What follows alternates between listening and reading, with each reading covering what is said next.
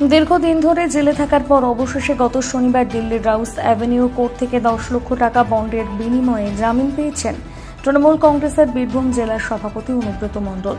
সোমবার জেল থেকে বেরোবেন বলে অনুমান করা হচ্ছে রাজনৈতিক মহলে।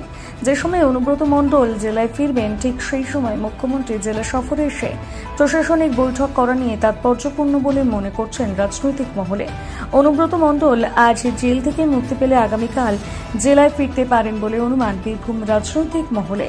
আর ঠিক সেই সময় বোলপুরের গীতাঞ্জলি সিনেমা হলে প্রশাসনিক সভা করবেন মুখ্যমন্ত্রী মমতা বন্দ্যোপাধ্যায়। তার আগে জোর কদমে চলছে প্রস্তুতি। আসছেন কি কর্মসূচিটা? দেখুন, শুধু বীরভূম নয়, সারা বাংলার প্রত্যেকটি জেলায় আমাদের মাননীয় মুখ্যমন্ত্রী মাননীয় মমতা বন্দ্যোপাধ্যায় ভিজিট করছেন এবং বীরভূম জেলার যেটুকু এখনও পর্যন্ত আমাদের কাছে খবর আছে, তিনি বন্যা কবলিত বীরভূম জেলার যেসব এরিয়াগুলো প্লাবিত হয়েছে প্রশাসনিক লেভেলে একটা বৈঠক হবে এবং সেখান থেকে পুরো খবর নিয়ে সেই পরিবারগুলোকে কিভাবে সাহায্য করা যায় সেই বিষয় নিয়ে তিনি আলোচনা করবেন। কোথায় বৈঠক হবে, কি হবে? এখনও পর্যন্ত আমাদের কাছে যেটুকু খবর আছে, বোলপুরে আমাদের গীতাঞ্জলি প্রেক্ষাগৃহে, ওখানে সমস্ত প্রশাসনিক কর্তাদের ব্যক্তিদের নিয়ে তিনি একটা আলোচনা করবেন এবং সেই আলোচনার মধ্য দিয়েই বীরভূম জেলার যে 19টা ব্লক আছে, 19টা ব্লকের যে ব্লকগুলো বেশি ক্ষতিগ্রস্ত হয়েছে এবং এখানে কয়েক হাজার বাড়ি, মাটির বাড়ি যেগুলো ভেঙে গেছে, সেই বাড়িগুলোর লিস্ট সহ আজকে বীরভূম জেলা প্রশাসনের পক্ষ থেকে আমাদের মাননীয় মুখ্যমন্ত্রী মাননীয় মমতা বন্দ্যোপাধ্যায়ের হাতে আমরা তুলে দেবো।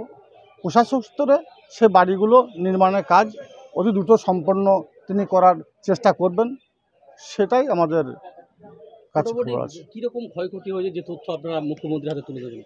দেখুন, এখনও পর্যন্ত 10,000 পরিবার তারা গৃহহীন হয়ে গিয়েছে, 10 থেকে 15,000 পরিবার গৃহহীন।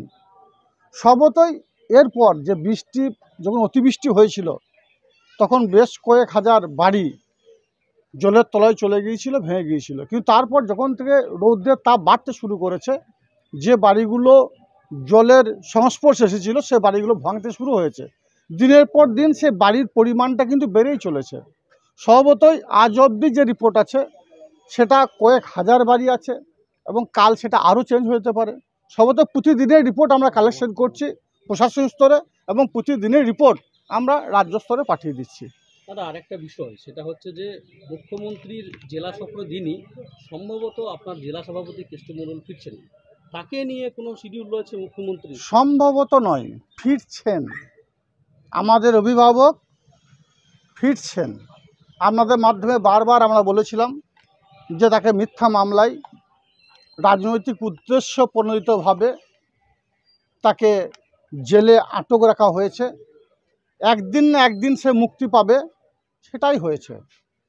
ইডি সিবিআই প্রমাণ করতে পারেনি কৃষ্ণ মণ্ডল অপরাধী, যার জন্য তাকে বেল দিতে বাধ্য হয়েছে। কৃষ্ণ মণ্ডল এখনও বীরভূম জেলার সভাপতি আসনে আছেন। আমাদের মানবিক মুখ্যমন্ত্রী আমাদের দলনেত্রী মমতা বন্দ্যোপাধ্যায় তার উপরে আস্থা, বিশ্বাস, ভরসা ছিল, তাই সভাপতি আসনে তাকে রেখেছেন এবং তিনি সেই চেয়ারটা এখনও পর্যন্ত খালি আছে। সেই চেয়ারে তিনি এসে অধিষ্ঠিত হবেন এবং বীরভূম জেলার দায়িত্ব স্বয়ং নিজের হাতে নেবেন বলে আমরা মনে করি।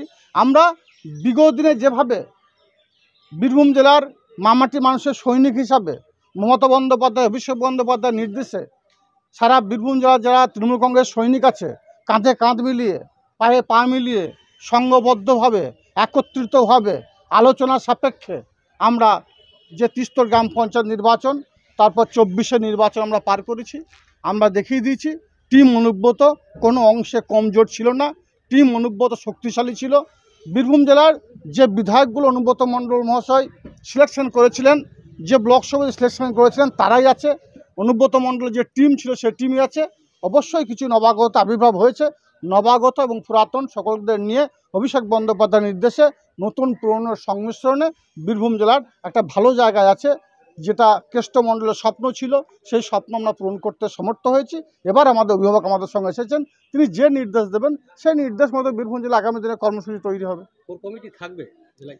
সেটা রাজ্য নেতৃত্ব, কোর কমিটি ঠিক করেছে রাজ্য নেতৃত্ব, মাননীয় মুখ্যমন্ত্রী মমতা বন্দ্যোপাধ্যায়। কৃষ্ণ মণ্ডলকে তিহার জেলে আবদ্ধ করার পর আপনাদের কাছে খবর আছে বা আপনার চ্যানেলের মাধ্যমে সারা বাংলা মানুষ দেখেছে, স্বয়ং দলনেত্রী মমতা বন্দ্যোপাধ্যায় বোলপুরে একটা সভাতে ডিক্লেয়ার করেছিলেন বীরভূম জেলার দায়িত্ব তিনি স্বয়ং নিচ্ছেন।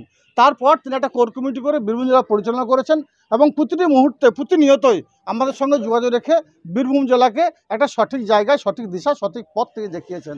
স্বভাবতই দলনেত্রী যে সিদ্ধান্ত নেবে, আমাদের যুবরাজ অভিষেক বন্দ্যোপাধ্যায় যে সিদ্ধান্ত নেবে, সেই সিদ্ধান্তই বলবৎ হবে।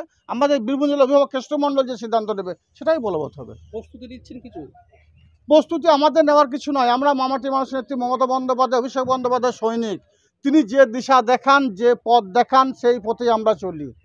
সেই পথকে অনুসরণ করাটাই হচ্ছে আমাদের কাজ, সেটাই আমরা করছি। কোনো অনুষ্ঠান করবেন? কেষ্ট আসছে, কেষ্টমণ্ডল রাজ্য স্তরে নির্দেশ না পাওয়া পর্যন্ত কোনো অনুষ্ঠান, কোনো কর্মসূচি এখন আমরা করছি না।